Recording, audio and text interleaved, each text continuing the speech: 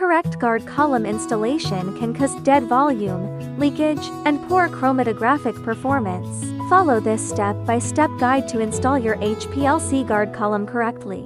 Step 1. Take the guard column with tubing end up. Pull down threads and ferrule to fully expose the tubing.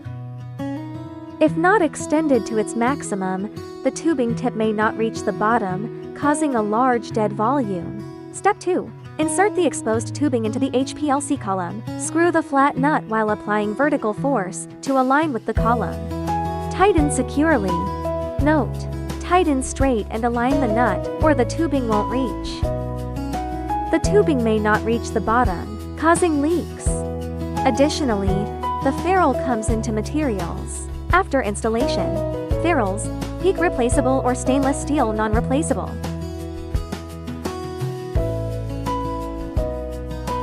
Remove the guard column base threads up.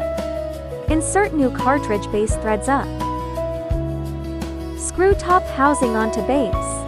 Note: during replacement, base must be below, top housing above. Inverting may misalign the cartridge and reduce effectiveness.